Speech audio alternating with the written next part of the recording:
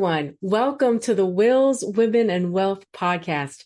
I'm Elsa W. Smith, your Maryland estate planning and probate attorney, and I'm thrilled to have you with us today. We're here to empower women who value their health, wealth, and the legacies they're creating. This podcast delves into a diverse range of subjects encompassing finance, law, mental and physical health, and beyond. Our commitment is to furnish you with invaluable insights, engaging expert interviews, and enlightening episodes that address your questions on wills, estate planning, and probate matters. Remember, this is your community, and we want to hear from you. Engage with us, ask questions, suggest topics. Let's build a dialogue. Reach out to us on social media or leave us a comment below. Your input fuels the conversations we have. You can find all of our episodes on YouTube, Spotify, and Apple Podcasts. Be sure to subscribe and stay tuned for our upcoming content. We appreciate your support. And if you enjoy the podcast, please consider leaving us a 5-star review. Your review helps amplify our reach and brings our content to more listeners. Hello, everyone, and good afternoon. This is attorney Elsa W. Smith, your Maryland estate planning attorney. Welcome.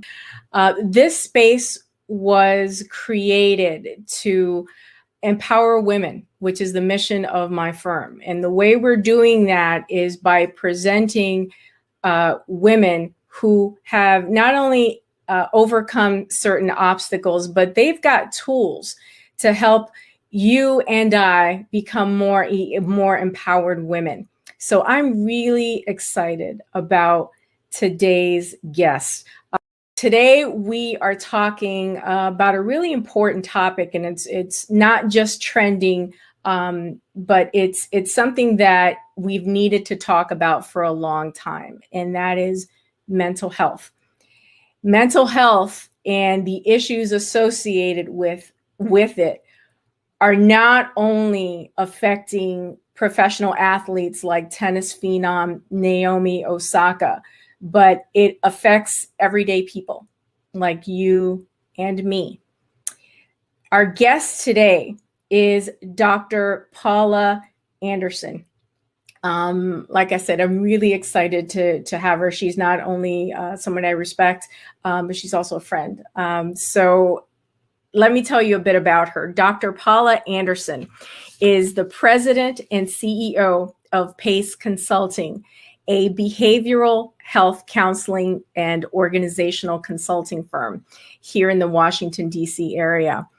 Dr. Anderson has degrees in psychology and community counseling, and she's recently successfully defended her dissertation in organizational psychology. In addition to being an organizational psychologist, Dr. Anderson is a licensed clinical professional counselor. She's licensed here in the state of Maryland.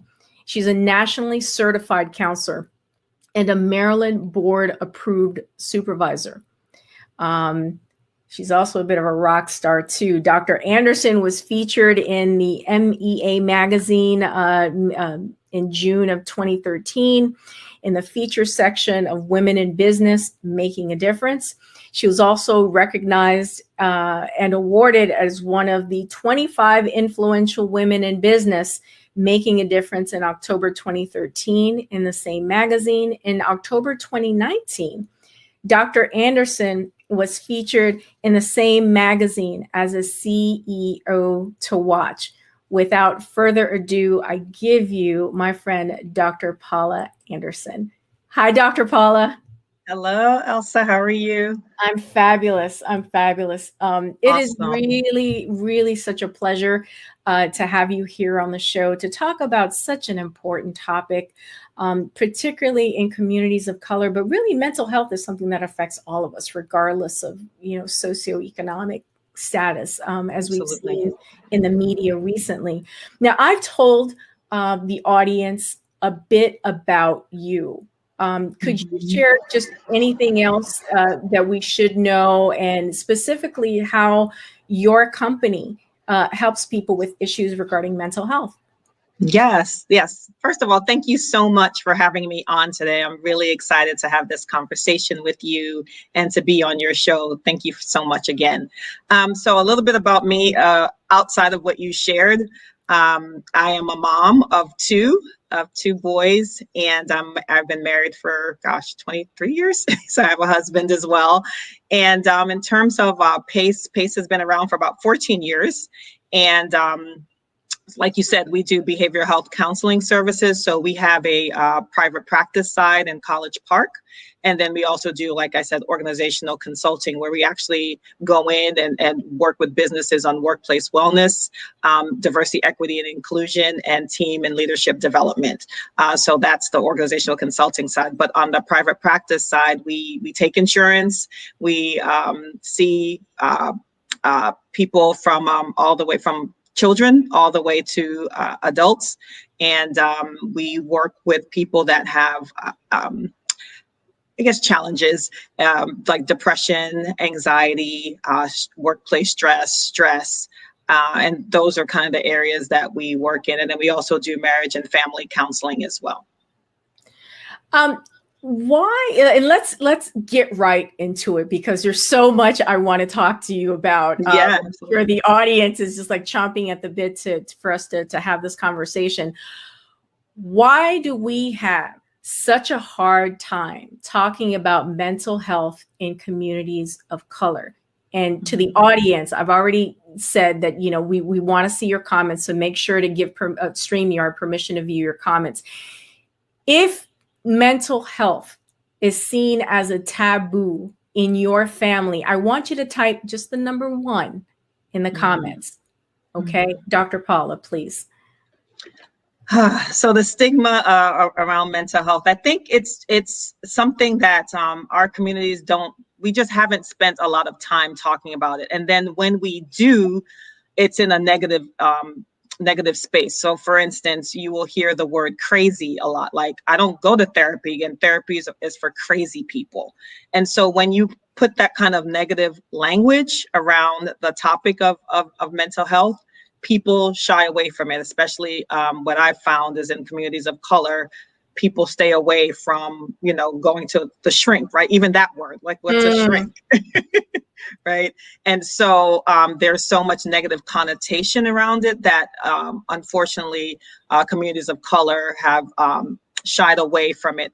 However, I will say in the last 10 years, I've seen a little bit of a shift because now it's becoming it's normalized now. Like, people are talking about mental health more openly and freely. And I give a shout out to Naomi Osaka, like you just mentioned.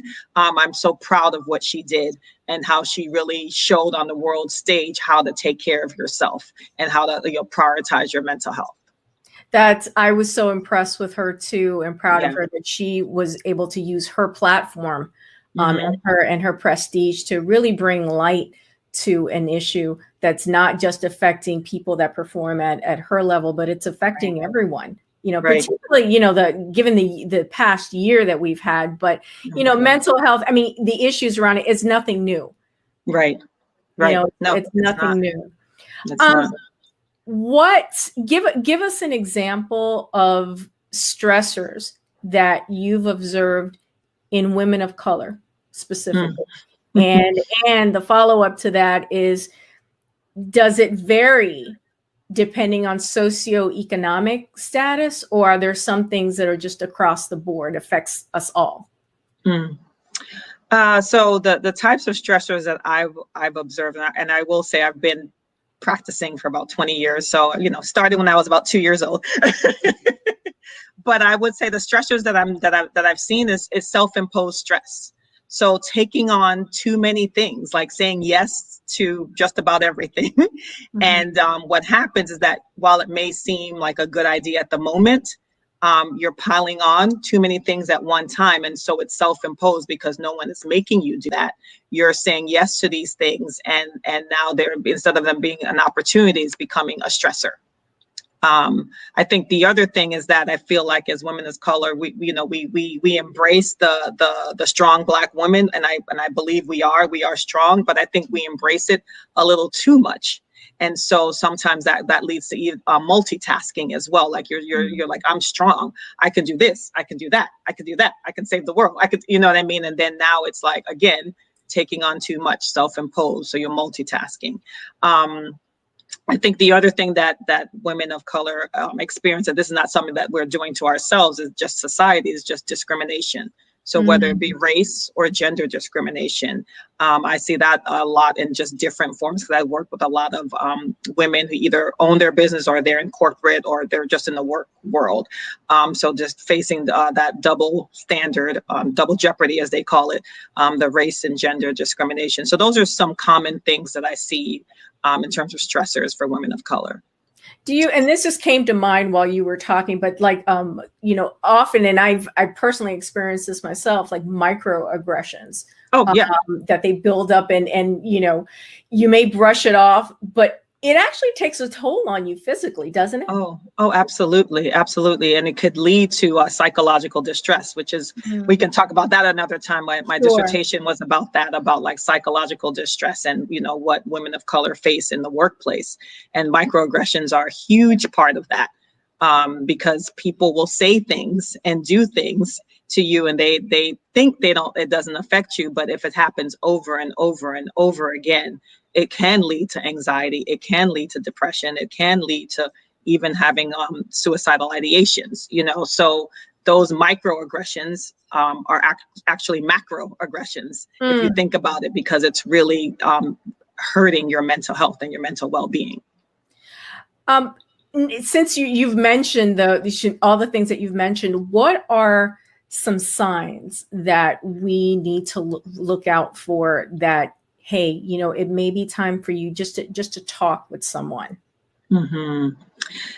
Great question, Elsa. I think the thing that I commonly see and people don't realize it's a sign is irritability. And so like you just like something really simple, people are asking something really simple of you and you become irritated, or you become easily angered. And then usually you can, who gets it is your family members, your spouse, your kids, and they're like, Mom, like, what is going on here? You know what I mean? Because you're so easily upset. Frustration is another thing. The other thing is losing interest in things that you used to enjoy doing. So if you used to enjoy, going out with friends, although we haven't been able to do that in COVID, but, just things that you're interested in doing, you start to lose interest. You don't want to do that. Isolation, you isolate yourself. So there's a number of factors, but I would say that irritability and then losing interest are some of the top ones that I may want to just to talk to someone would be a good place to start. Now, let me counter, because somebody might say, look, Dr. Paula, I'm just having a bad day. I don't need to talk to a therapist. I'm just having an off day. Right. What is there a difference between just being a little off because maybe you didn't get enough sleep, or you're it's that time of the month or whatever? I mean, just to be real, as women, what is there something more to that? Something that will distinguish, like, yeah, I probably need to call someone like Dr. Paula, in her office because this is not going well, versus I just need to get more sleep. Yeah, no, great question. And yes, we all have bad days. We actually have bad weeks, right? Yeah. And that's okay. Like, that's normal. That's life. But I think it gets to the point where when it's chronic, when it's like every day and it starts to affect your family, or it starts to affect work, or it starts to affect, as what we call it in the mental health world, activities of daily living. So if it's affecting your sleep constantly, or it's affecting your eating, or it's affecting you, do you see what I'm saying? It starts to disturb the things that you normally do on a normal basis. Right. Then that's the time when you're like, okay, I may need to look into this. But yes, we do have bad days, bad weeks, and that's okay. It's all good. But when it starts to affect just your normal life functions, then that's something to really look out for.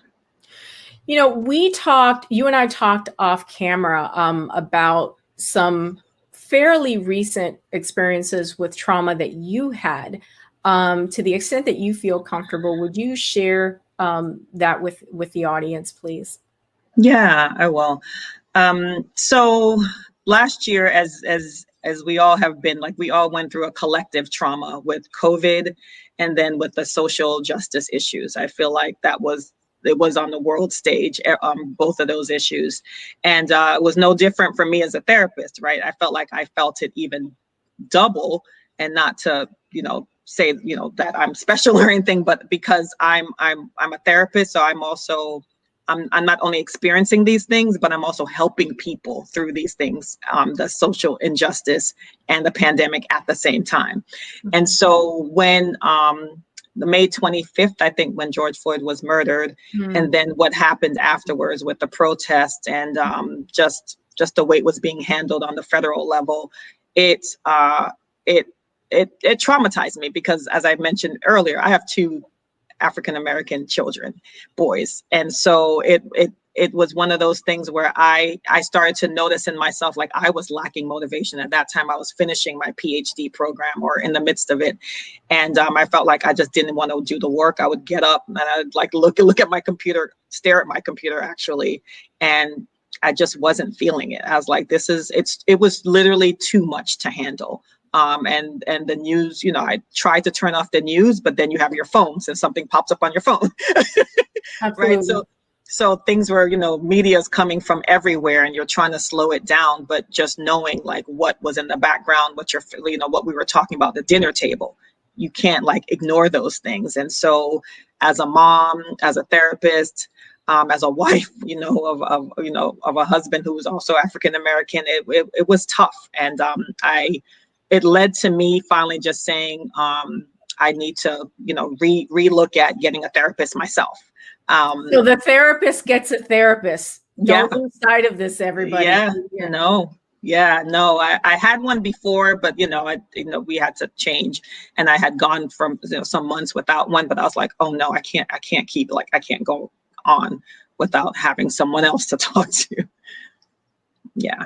So now, that we're doing so many, and thank you for sharing your story. I really appreciate that. Yeah, no worries. Now that we are, in this, like, Zoom world, and, everything is virtual, has that changed your practice in terms of how you're able to reach people who need mental health services? Are you online? Are you doing things virtually? Yeah, it has. It actually has been a silver lining, a blessing in disguise, because we always saw people in person in our office. I mentioned College Park, always, always, always. And we, as a therapist, I knew that was telehealth, but it was not something that I thought too much about, right? And then come March 16th, exactly, I remember the day of 2020, I'm like, we got to figure this out. Yep, same here. Yeah. Oh yeah. It's like we're in business, and we cannot go out of business now. And so we quickly figured it out. I had to purchase some new platforms, and we are fully telehealth right now. We're not seeing people in the office just yet, but our whole practice is online, on Zoom, every day, all day, even weekends.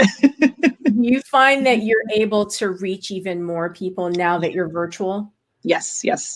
We are seeing people. Before, we would see people like Montgomery County, Prince George, local. Now we're seeing people all over the state, and we are also seeing people outside of the state. So in other states as well, we're also seeing clients. And so it definitely has grown our practice in ways that I just didn't think of pre-COVID. So yeah. When people, because I've seen the ads on, like, my Facebook stream and stuff about, like, telehealth, and get, just find a therapist online. You don't even have to leave your home. How does, in this new world of telehealth, how does a person, where do they go to find a therapist if they want to talk to someone? And how do you evaluate, like, credentials? Where are good places to go? Ooh, really good questions. Well, for therapists, they can, Google is always, I always say Google is your friend. Like, Google, you can start there, but there are specific sites for therapists. Psychologytoday.com is one of them. There's another one specifically for therapists of color, like therapy for Black girls. There's one called therapy for Black men. And people can go on these sites and find, if they're looking specifically for therapists of color, they can go on those sites. If they're just looking for a therapist, Psychology Today is a good place. And like I mentioned, Google is also a good place. And once you Google, you see different people's websites. So once you find a therapist, I would go on their website just to kind of look more and dig more into their business. And then I think in terms of like finding out more about therapists and what they, their licensure, you can go on to like the health and human hygiene. I can't remember, but Maryland, every state has like a Department of Health, and our license are underneath there. So you can just make sure that your therapist is completely and fully licensed, because some people will say they're counselors, but we've had scams before. So you can actually go on Department of Health and look up social workers or counselors or psychologists or psychiatrists, whoever it is that you found that you want to kind of do some more, do your own homework on. Dr. Paula, and would you just please tell, not just professional women like myself and many of the ones that are listening, but every woman, who's listening to this, and it's more powerful coming from you than from me, because you're the expert, that, juggling family, trying to self-care, trying to, be a wife if you're married, and children and business and everything else, that it's okay not to be okay. Oh my gosh. Yes. Yes, absolutely. It is okay not to be okay. It is okay to just sit in your pajamas all day if you need to for a day or so. You know what I mean? It's okay. Like we've been through so much, Elsa. The fact that we've come through 2020 and the fact that we're both of sound mind right now is huge. That just shows that we are resilient as people. It's huge. But some days are not going to look like this, where we're having like a healthy discussion. Some days you just want to be in your pajamas. You just want to be in your pajamas, and guess what? That's okay. And some days you want to turn off your camera, and if your employer allows that, then turn off your camera, because it's not every day. Like we are still going through something called pandemic related stress. We're all dealing with it, and it's going to come out in different ways. Like some days you can be like, oh, I'm good. Yeah, I'm good. And then the next day you can be like, oh my God, like, why do I feel like this? You know what I mean? And that's because like we've been through something that we're not used to as people. We're not used to being at home for 15 months, right? We're not used to in an incubator, right? Exactly, right? So it's okay. It's okay not to be okay. I will say it multiple times if you need me to. Thank you. We love you for it. Someone, and I forget who, but someone said that the most valuable piece of real estate that we own is our own mind. Oh my gosh. Yes. I just want to put that in the ether. And, and in wills and estate planning, which is what I do for a living, one needs a sound mind, legally needs a sound mind in order to execute a will. You need to have a clear understanding of what you own and what you want to happen to it when you are no longer here. And I tell people over and over again that the time to create an estate plan is not when you're in crisis, because, when you're in crisis, as as the expert, there's a whole nother energy there. You can't focus and you're scattered, right? And there's brain fog. No, absolutely. Absolutely.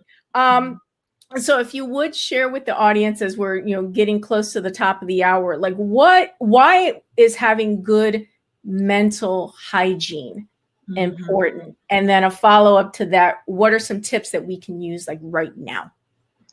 Awesome. Yes. So good mental hygiene, hygiene means that you preserve your health, right? And so I think we might have talked about this as well. People often come to therapy when kind of like with you, like when there's a crisis, like, oh my God, I got to get a will. Oh my God, I have to get this. Yeah. People often come to therapy like, oh my God, like I feel sad every day. And yes, you should come then. But I've had people, and I really like applaud them for this, when they're like, I just want to check in. I want to like get therapy before something else happens, before I'm starting to see some patterns. And although I don't, I'm not at the point where I feel like I have an illness, but I do want to come to therapy just as a check-in. I just want to just talk, and just to make sure that I don't get to the place of a crisis. And so, yes, you can use therapy in that way too, as a preventative measure, not just reactionary. So just think about that too, that you can use mental health or therapy as a preventative measure. The other thing that you asked was about coping, like what can people do what now? What coping tools? Yeah. I really encourage people to have a regular or a daily practice. And so what that means is that whatever that looks like for you, whether that's listening to music. I know that sounds real like listening to music, Dr. Paula, but yes, some people may see it as woo-woo, whatever, but it's actually quite relaxing depending on the music. Yeah. Exactly. Relaxing. Meditation. For me personally, 5 minutes every morning. It's a given. And what that has done is that put me in a space where, like, when things happen to me, something happened last week, and we don't have time for that. But in the midst of the chaos, I felt myself like go to this calm state, because my brain is used to being calm every day at a certain time of day. And I literally felt myself like, okay, this is happening, but you don't have to react with the situation. You can be calm. Wow. And that's only because I practice it every day, right? So when I need it, it's like, oh, wait, my brain is wired to just be calm. Are there like apps or anything that you'd recommend, or even that you use in your practice? Yeah. So I think I mentioned this before. I need a check from this app. But anyway, the Calm app, CALM. Calm is such a great app, because they have meditations on there. There's so many. You can also Google apps that are helpful for mental health. But I go to Calm because they have the meditations that I like on there. A lot of people turn to YouTube, which is really cool. YouTube has anywhere from 5-minute meditations to 3-hour long meditations that people can engage in. So YouTube is a really good source as well. But there are plenty of apps that you can just literally, it's on your phone, and just turn it on in the mornings or afternoons, or even in the middle of the workday. Just put your earphones on and just take 5 minutes. Yeah, I've done that. I do a combination of the positive, motivational things that I listen to in the morning. Yeah, actually in the shower, it's like it's playing, and I just need to listen to it. Absolutely. Because I need to get my head right before I face whatever it is that I'm going to face in the day. Absolutely. I need to strengthen. Some people, if you're a person of faith, some people, do prayer. Bible study. Yep. Right. Yeah. Prayer, Bible study, all of that is so helpful. And then exercise, make sure you're getting in your walks. Although I know people don't let the cicadas out, but you can do, there's an app that I use called a 7-minute app. You can literally work out in 7 minutes. So there's so many, technology has really improved our life in so many ways. And so use it to your advantage and for your mental health. Do you have anything? So we talked about start of day. Are there any kind of end of day practices that you would recommend to kind of wind down and decompress? Yeah. Again, music. Same thing. Same thing. Music, low music. Reading a book before bed helps to put you to sleep. Tea, herbal teas. Love those. At nights, and then trying to turn off your technology 30 minutes before bed. I'm so guilty of that. I know I am too, but it's helpful. That is another thing that's recommended, just to kind of turn off the technology and just start to wind down. So yeah, there's a number of things you can meditate at night too. Very true. Dr. Paula, as we're almost at the top of the hour, how can people get in contact with you and just reach out to PACE if they even if they just have a question, whether to explore whether therapy is something that's right for them? I'm going to put your information on the screen, but sure. The best way to get in contact with us is, well, you can call us at that 240 number, but also our website. If you go at pace-consulting.com, we do have a contact us box where you can literally type in a question and we will get it through email, the question that you have or inquiry. So that's a really good way to get in touch with us. We're listed also on psychologytoday.com. So if you went to that site and looked for therapists or just look for the name Pace Consulting, you can find us there as well. But yeah, there's a number of ways. If you have insurance like Care First and I think Medicaid, that's another way to find us. So there's a number of ways to find us online. Fabulous. Dr. Paula, it has really been an honor and a pleasure to have you on the show today. Just this brief conversation, I'm sure, has been a blessing to folks who, have maybe it's more than just having a bad day. If it's a series of bad days, you're saying, hey, you may want to just reach out, and it's okay. It's okay. That should be the takeaway, right? Yes. That it's okay. It's okay for us to reach out, right? Absolutely. And you want to have someone with an unbiased opinion, right? Just talking to you. Like, that's so cool. And it's a service that's there and available. I'm so glad that we have, organizations like yours, Pace Consulting right here in Maryland, in the DMV area. It's local. And because you're also, part of like that whole telehealth thing, we can get to you online. So there's no excuse, no traffic, no COVID, anything. It's like you can hop online and reach Dr. Paula or a member of her team. Absolutely. We'd be happy to help. Wonderful. Dr. Paula, it has really been a pleasure. Thank you so much. Have a wonderful day. Folks, you already heard how to get in contact with Dr. Paula. Again, thanks so much, and I will talk to you soon. Okay, thank you so much. Bye-bye, you too. Everyone, I'm sure that I'm not the only one who got a lot from today's interview. Mental health, it's not just trending. It's very real. And we've got to move away from it being taboo, to really just normalizing it in our discussions, in our dinner table discussions, right? And we've also talked about how mental health and wills and estate planning are related. There's an intersection there. I, as an estate planner, I need you to be clear. I need you to be mentally healthy to make the decisions that we're gonna need to make in creating your estate plan.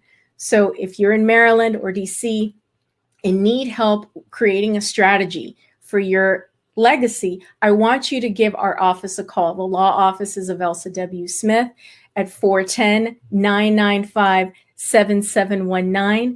You can reach us on our website at elsawsmithlaw.com. And we are all over social media at Elsa W. Smith Law.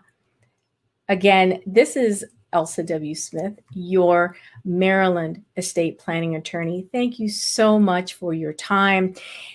And share this video with your friends and loved ones. And if you catch this on the replay, make sure and put #replay on the comments so we know that we're reaching you.